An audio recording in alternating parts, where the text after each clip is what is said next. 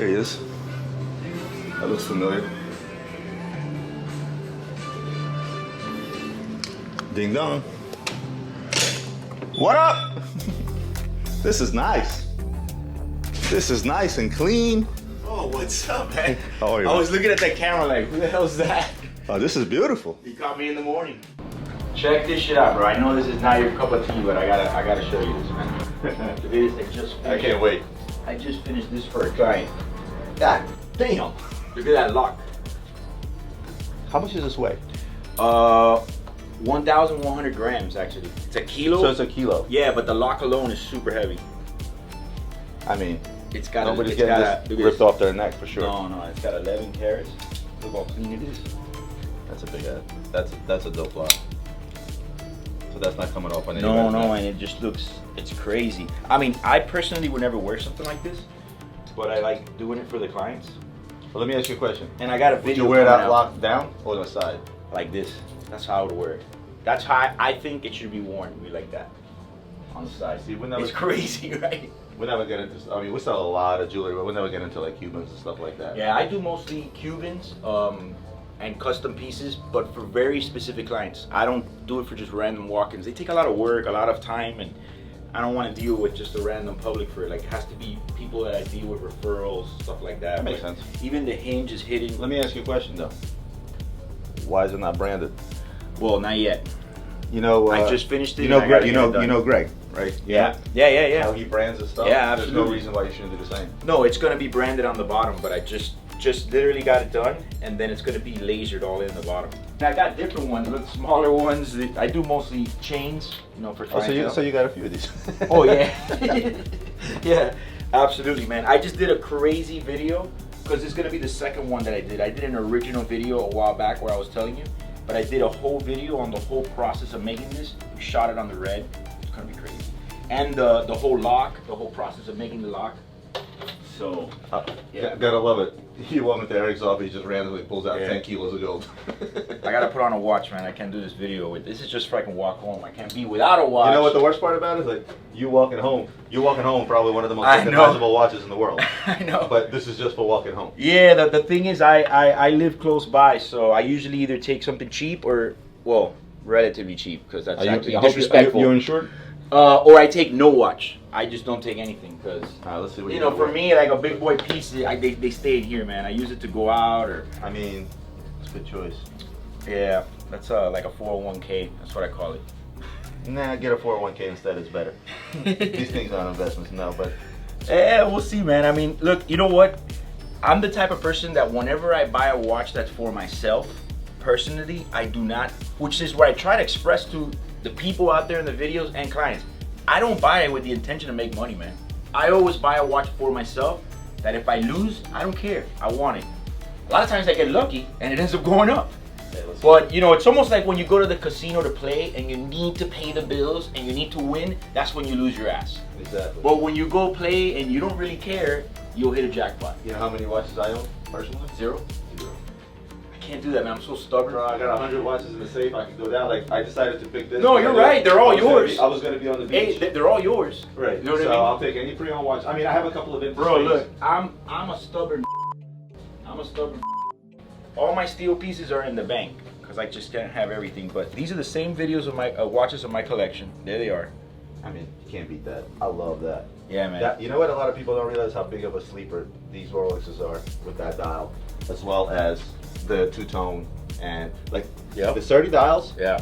People are gonna wake up and they'll be like, "Oh shit, I should have bought that." Do you know that? Same goes with that. Do you know that when I bought this watch, it was the first time I've ever seen that dial in my life. It was like I've never seen it before. See, I told people a lot of times, a lot of the things that people consider in the business to be dogs, right? Yeah. Those dog dials. The sleepers.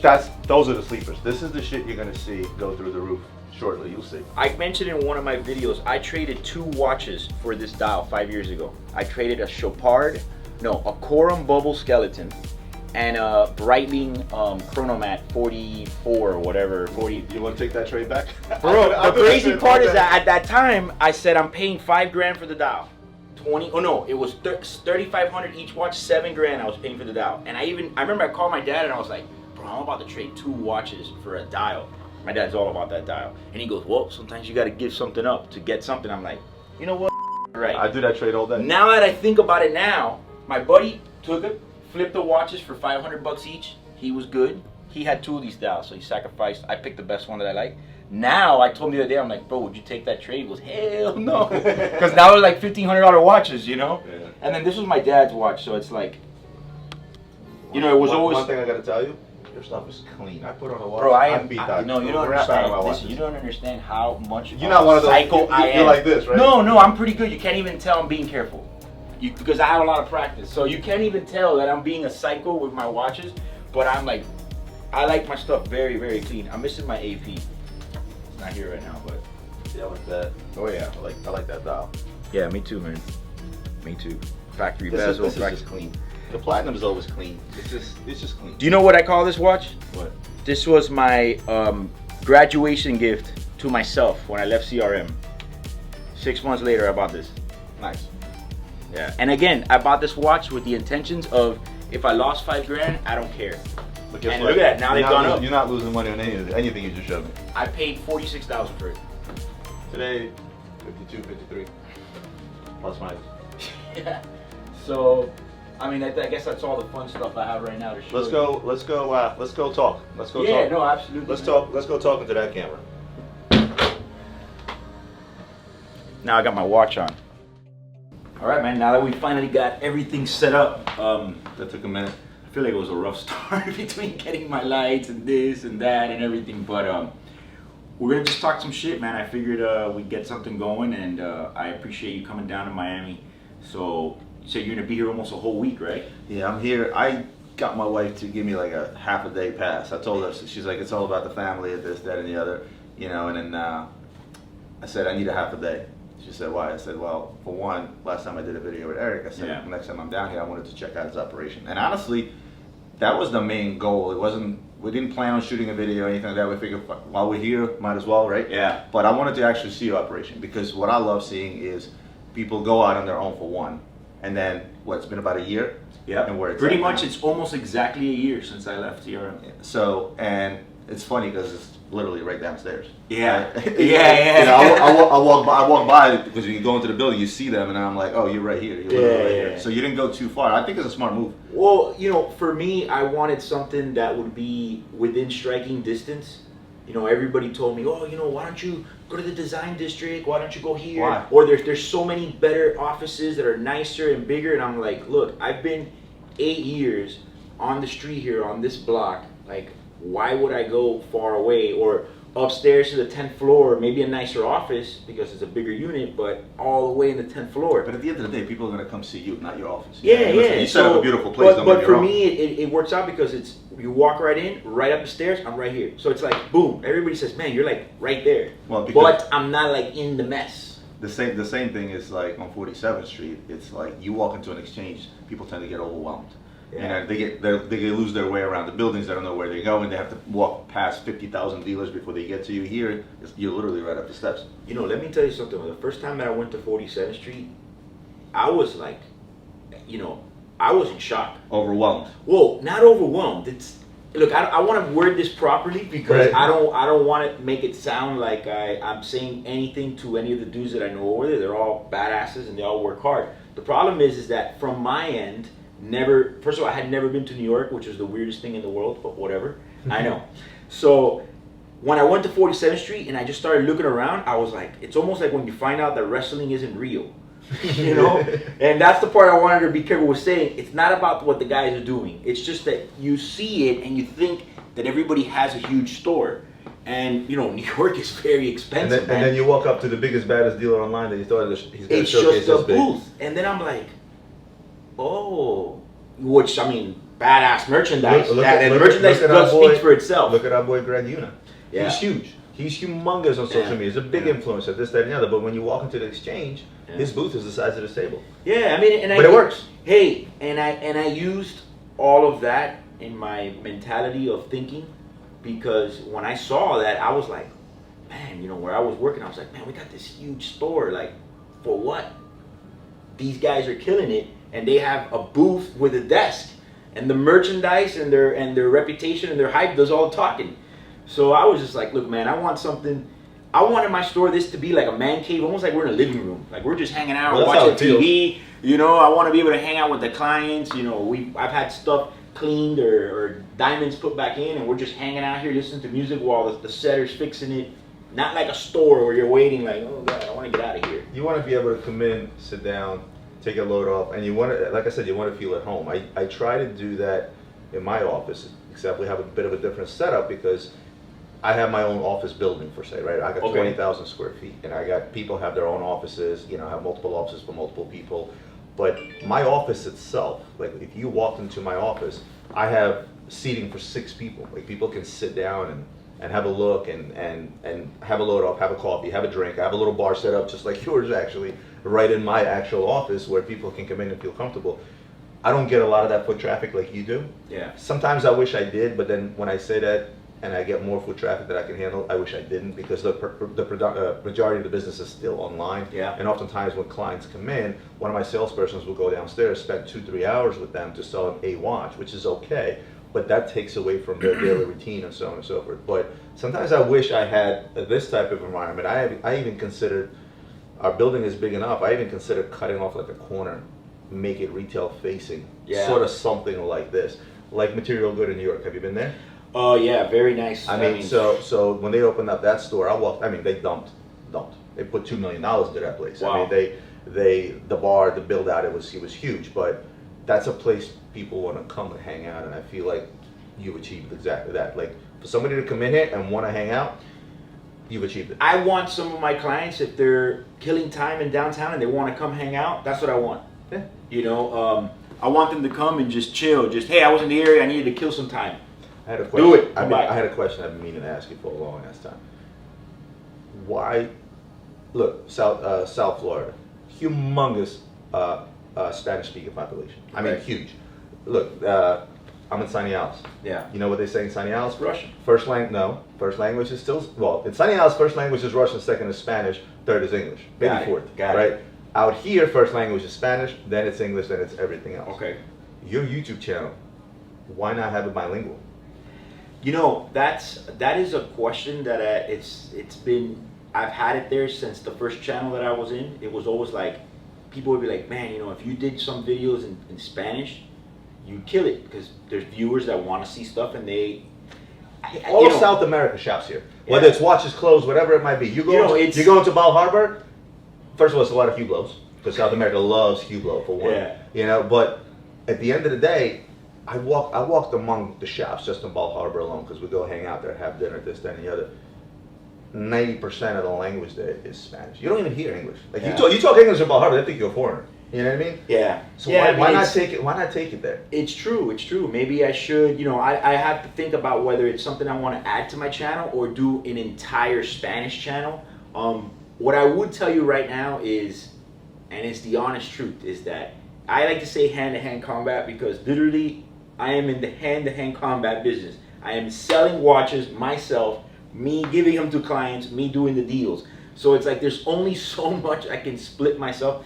I have a ton of different ideas, and it's just a little bit hard to get to all of them because I'm the guy that's selling all the Well, watches. we talked about this earlier. So Anthony, the timepiece gentleman who was in my office a couple of days ago, we did this whole video. It already came out. I'm sure some of you guys have seen it because we all share subscribers.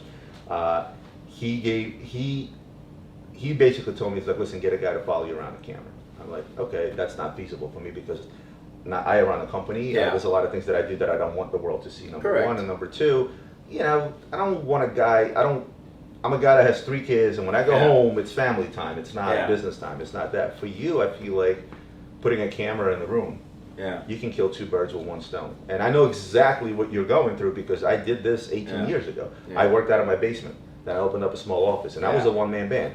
Shipping, receiving, quality control, sales, answering emails. There were times where I got more emails in a day that I could physically answer in 24 It's hours. so tough, man. It's extremely tough. What I will tell you is going to be the toughest part, because I'm sure you're not too far away from that, is hiring somebody and delegating. That is going to be the hardest thing you're going to go through. You know, it's funny that you say that, because any minute now he's going to show up. And it's, Oh, yeah?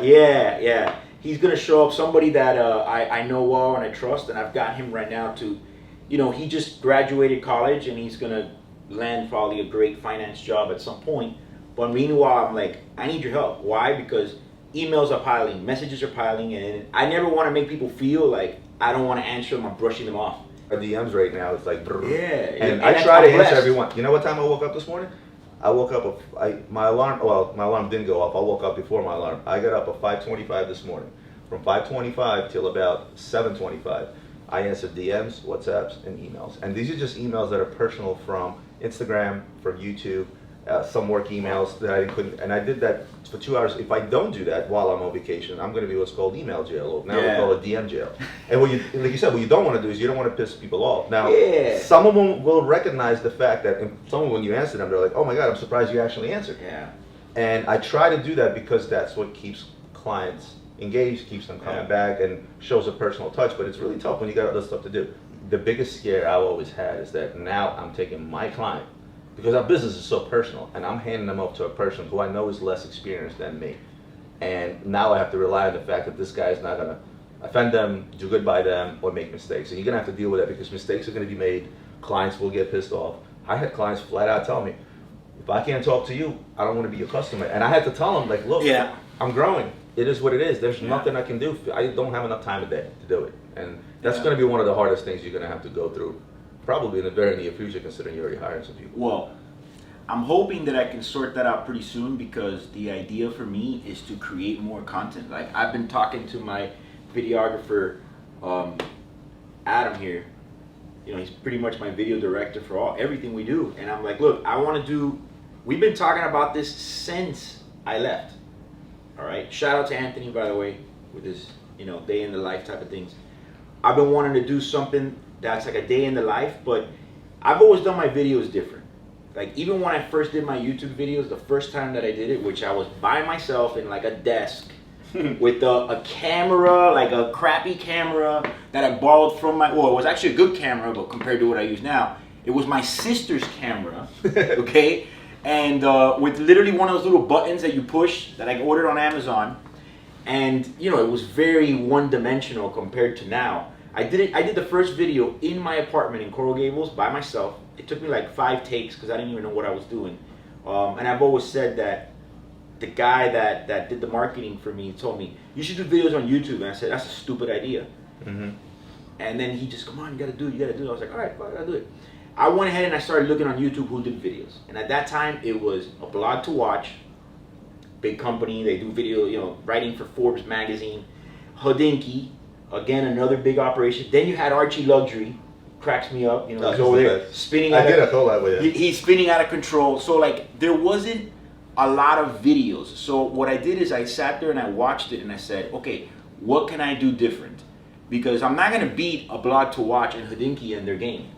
Why? Yeah, it's they're a different game. They're directly connected with the brands. You know, they get all that. They you know, the guy has enough time. Again, I'm doing hand-to-hand combat here. Watches. He has enough time to sit there and write this beautiful thing about. But they have a big production. You're talking about. They have writers. They have editors. Exactly. They have directors. They have shooters. Yeah. So I said, okay, what am I? And then you have Archie Luxury. So I said, what am I gonna do? I'm gonna do something different. You know, I gotta do something different. So I remember I did my videos. I said, I'm gonna do something that's more about the watch game, how to guide people into this haunted house of watches so that they enjoy it. And I actually did good with that because I had a total different style, and everybody tells me, and that was my idea. Now with the day in the life, that's what I want to do too. Like, I don't want it to be, I can set up cameras here and I can show what's going on in here, but that's not here's the thing, the location that you're in, like for me, I'm located in Southampton, Pennsylvania. Yeah. And I know it sounds like the Hamptons, but it's anything but the Hamptons, right?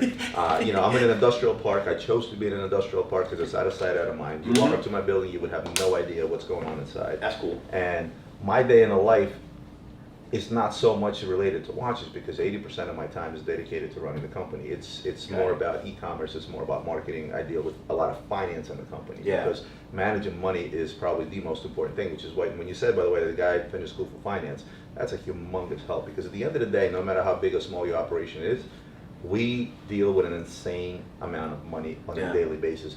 In fact, one of the things I talked to Anthony about the other day is how desensitized we are. We pull out a watch that's $120,000, and in our head, we don't see $120,000. We see a watch. Yeah. So you'll notice as you grow that you're going to realize that it's about managing the money that flows through your company. Because at the end of the day, if you make your money work for you, look, none of us want to sit on cash. We're all always broke. Why? Because it makes no sense for us to keep cash in the Yeah, bank. of course. It's got to be in merchandise. So after a while, it becomes about moving this tremendous amount of money. This is one of probably the main jobs that I have in the company is to deal with that, because outside of watches, there's jewelry, there's cheaper jewelry, there's accessories, pens, pencils, Swarovski crystals. We sell everything under the sun. Wow. So we have probably, then we have retail and wholesale. So we have, 6 different business models under one roof. And every single business model wants to take a chunk of change out of the big pot and utilize it. And it's up to me to realize that, hey, my money is working best for me here as of today because the market changes. Wow, I So didn't it's know. I always- didn't know it was so dynamic. We have a huge part of our business that we started 3 years ago was selling cheap merchandise. Again, when I say cheap, I don't mean it cheap. I mean Citizen watches, Movado watches, Yeah. cheaper products, right?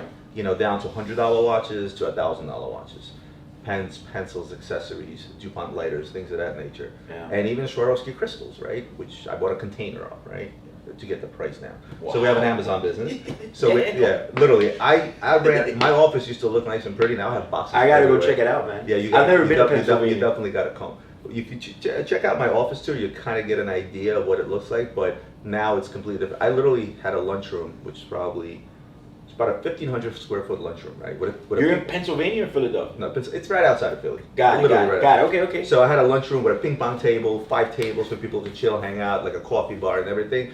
I literally converted that to it's a warehouse now. Yeah. It's like I'm running out of space, but it's very difficult to manage 6 different sets of businesses within one, both retail and wholesale, from a money perspective. So if you got a finance guy come, you start there early, because I was playing catch up for a long time, realizing that finance is really the most important part. Of course, it's everything. So let me see that camera you have there, because like this whole, I've been talking to Adam about it for months, and it's like, look, we shoot with a red, it's amazing quality, everything. But you're not towing that damn thing around. But sure. we can't do a day in the life in that. And then I've been saying, I want to be able to shoot so much of what I'm always doing, just constantly capturing stuff. Like, you know how it is. You ever felt like you wish you had like a camera right here, just capturing all these moments? You know what I do with that? So I don't always have that with me, right? I travel with the big Sony, which is this thing. I used to have it on that big Gorilla Pod, right? So it was this thing that I used, and then I realized this is just getting uncomfortable. Yes, great footage, great, better footage, wider angle, this, that, and the other. And I told my guys, guys, get me something small. I can't tote that around. But you know what my favorite part to do is when I'm somewhere, these phones now. Yeah, I know. They can take. I mean, he'll tell you these phones can take tremendous footage. They do 4K and everything when you put the selection on top. If you look at some of the vlogs I did in Dubai or Hong Kong, this, that, and the other, when I walk into these stores, I'll record my camera. But then when I'm looking at watches, I'll just pull out my phone and I'll just sit there and do this, and then my video guys can edit that in, and they can attest to that. Yeah. This is good enough sometimes. Walk around with this. When I first started this, everybody was like, "Yo, what are you doing? Camera, this, that, and that." Now that people know me, I walk around somewhere, they all want to be on camera now. Yeah. You know what I mean? Because now all of a sudden they think they have a chance of being famous. You know what I mean? Like, it's the dumbest shit ever. People were shying away. Now that word got out, watch, I guarantee you walk down to the exchanges right now with a camera in your hand, everybody's going to want to be on camera because you watch Eric. My only regret out of this whole watch Eric transition, when you told me this on the phone, but man, I was just so overwhelmed with setting this up and like laser focused on making this work and go shot, slingshot, was I should have had a small camera like that and Tell the story. pretty much recorded the entire, we have a lot of footage of how this whole thing got built. He's got me here lifting up the floor there where there was a hole there and everything. I repainted that entire safe because I was so screwed. You don't understand. I'll tell you that story in a minute. I was screwed. It was like repainted or I'm just screwed. And I was like, I should have documented the entire journey. Like, if I would have done it now, I would have recorded my last day at CRM.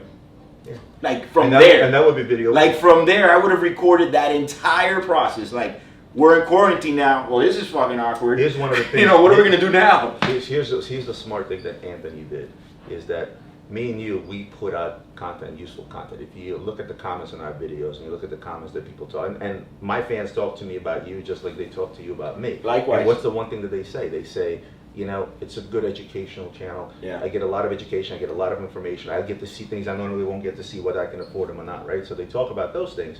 But what Anthony did, which I felt was smart, is he literally came up with a plan. You know, he studied me, you, for 6 months before he opened up the channel. So he literally took your channel, my channel.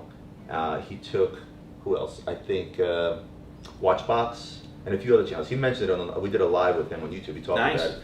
And he said, I ranked everybody based on a lot of things: entertainment value, engagement, education, and a few other things. And he said he took all that, and for 6 months he studied us without pressing the record button. Yeah. And then he said, you know what, I'm going to make it serious, because if you look at his YouTube channel, it's like a Netflix show, right?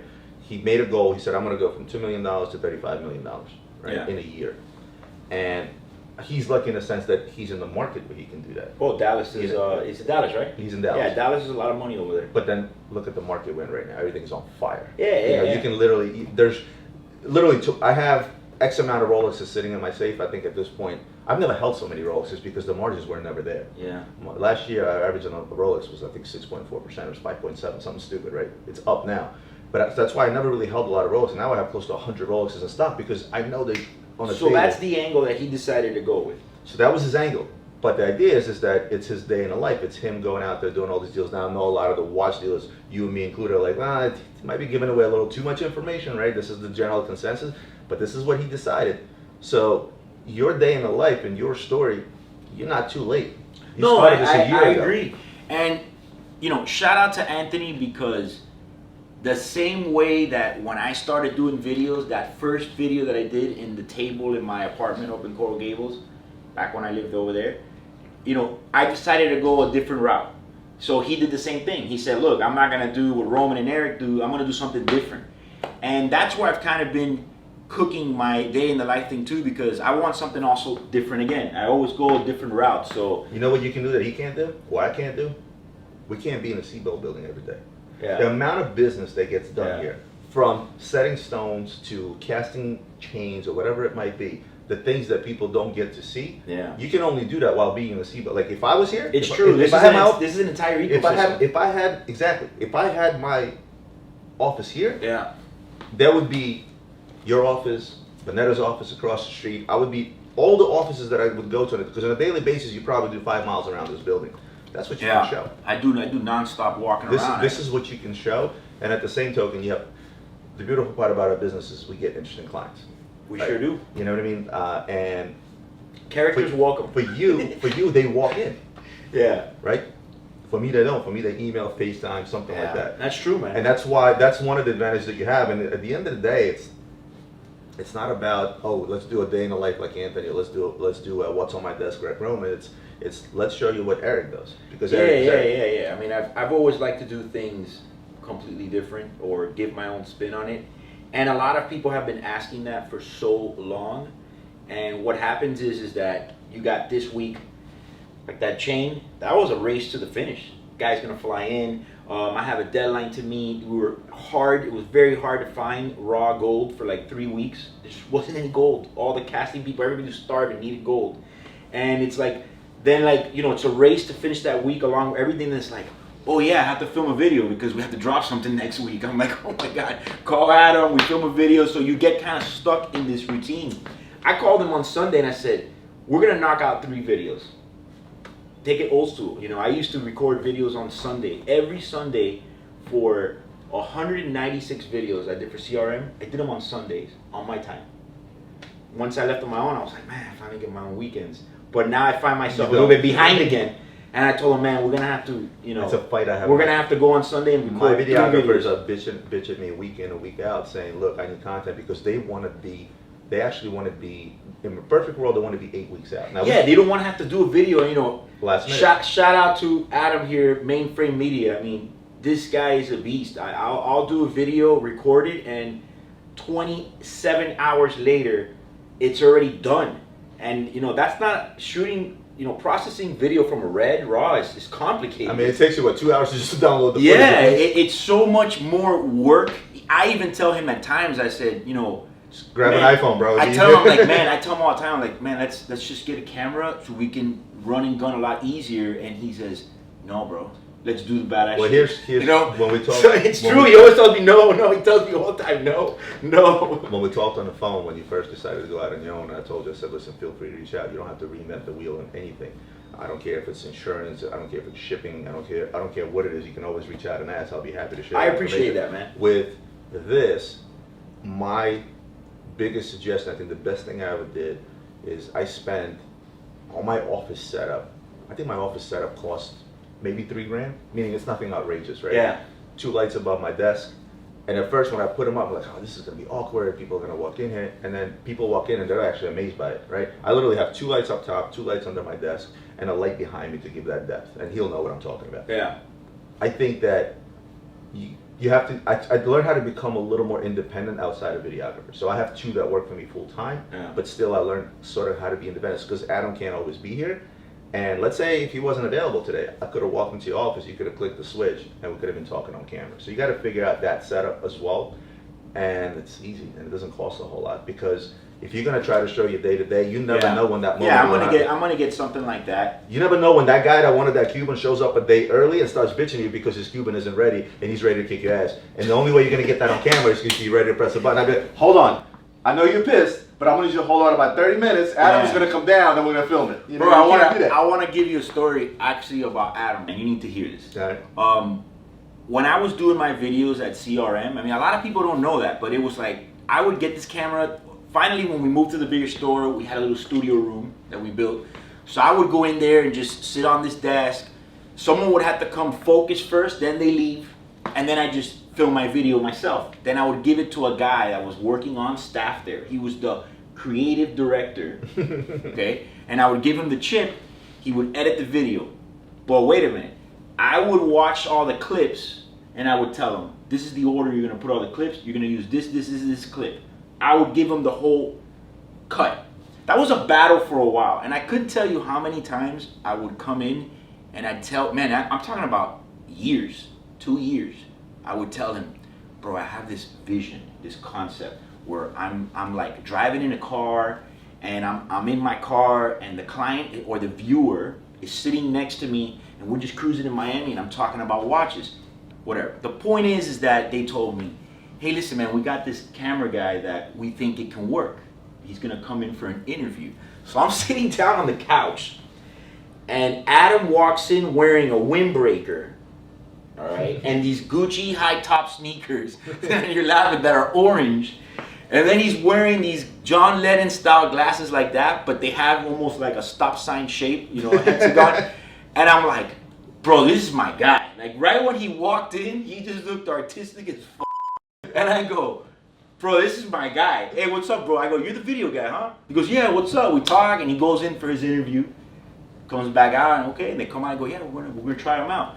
So he met up with me on a Saturday, and I had that concept in my head. So at that time, I hadn't even I was just being a cheap ass, to say the least. So I hadn't bought like a crazy car or anything like that. I was just grinding it out. And Carlos goes, bro, why don't you use my Ferrari for the video? Because I had this concept with the car. Oh, I know that shot. Because I had told him, yo, talk to our boys with the rent-a-car company. Tell them just give me any car.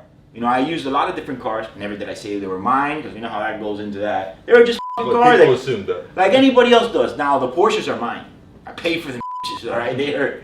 So, I get the car. Me and him get inside the car. And I tell this guy, I go, look, bro. I have this idea that I'm sitting in a car and I'm riding around, and the client or the viewer is there with me. I give him my whole vision, all right? We shoot the video, and it was the easiest video I've ever shot, because I've had to shoot with other people and it's not easy, all right? I felt like I had shot videos with him 100,000 times. I was like, it was like perfect. We finished the video, and I remember I went and I told him, I said, look, bro, this right now seems like a weird gig. You know, he's used to working with real famous people and shit like that. I'm like, I'm just like this guy that just does watches. I know it ain't a big deal, but this could become big, you know? So I was like, I even told him, I go, do you know who Noah 40 is? And he's like, who? I'm like, Noah 40. You know, Noah 40 is Drake's producer. He's the one that makes Drake sound. Drake records somebody else, he don't sound the same. So I was like, I need you to be my no. I don't know. You got to figure it out and get me a sound and a view. And bro, we did so many videos back to back. I remember I saw that first cut of that red Ferrari video with the red RM, and I was like, oh my God, bro, finally. This is what I want. I've been talking about this for years, man. But back then we were also shooting with a small rig. We were being in the car, you know, we were able to do different things. So ever since I started shooting with Adam, from then on, like the videos completely transformed. I'll tell you how we do it, or how I did it, is the original idea of what's on my desk came out of me taking my cell phone and doing an Instagram story of what's on my desk, because literally every single day I get watches that come across my desk. I started doing that again a little bit on Instagram lately on the story. And I came up with this idea of what's on my desk because I said to myself, look, I'm a walking encyclopedia when it comes to watches, both from the horological perspective and from the market perspective. I've been buying and selling watches for 18 years. And I've been through ups, I've been through downs, I've been through the financial crisis. And there's a lot of pitfalls in this business people don't know. Exactly. A lot of stories I could tell. So the what's on my desk was literally clicking the camera and me talking. I have no script, I have nothing. Then it turned into another show called Q&A because people started asking questions. I'm like, oh, these are good questions. And I started answering little by little. Became a separate show, Q&A Tuesday.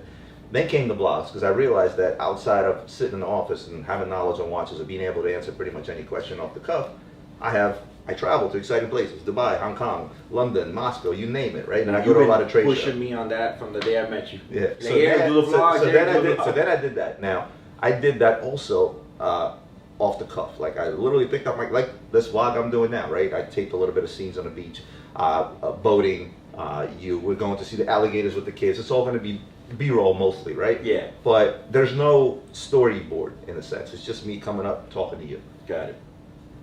Lately, what we've been doing is we've been writing what's called a storyboard. Adam knows what that is because he's a video professional. A storyboard. How many times can one go to Dubai and show the same shit over and over? I've been to Dubai tens of times. I've done a bunch of vlogs. So it's pretty much like a plan of where you want exactly. the narrative. It's not a script. It's, hey, what are you going to be? My video team comes up and they ask me, like, hey, what are you going to be doing in Dubai? Well, I'm going to go see this guy. I'm going to make a deal with this guy. I'm going to do this. I'm going to go look at some big diamonds, blah, blah, blah. He's like, okay, so this is what we're going to show. This is the storyboard. I get a piece of paper, which to me is like an outline. I don't have to go buy it, but in the very least, I know the idea. And then I get a list of shots because I don't have a videographer, and I'm not a videographer. So a list of shots is as simple as like, you checking in the airport, you put your camera down as you're checking in. He needs that shot to show you in the airport. Even though that's 7 seconds of a video by you taking your bag, checking in, getting on the plane, you still need those shots to get him, right? You know what the easiest thing to do? I got a bunch of GoPros. So like if I'm in a plane, if I'm in a check out, I just put my GoPro down and it films. It films so wide that he can get a good enough shot because look, at the end of the day, it's just cut, cut, cut, cut to the music. Yeah. And that's what it is. So for you, I don't know about what you do. Like I plan out my days at the office and my week. Like I have my calendar. I know what's going on, what meetings I have, this, that, and the other. I'm right? a bit more disorganized. Well, so if you get organized that way, right? If you have you know your appointments, right? You put up. I hope you use a calendar at least for when you're yeah. Right. You also know that at any given time, as we're sitting here, somebody can walk through that door and be like, hey, can I see that Rolex, right? Yeah. So if you at least plan out your day, and if you're going to do that stuff on video, that's going to help too because that's going to be your storyboard. Your week is your storyboard, right? What are you doing this week, right? If you're casting that chain, that's your story.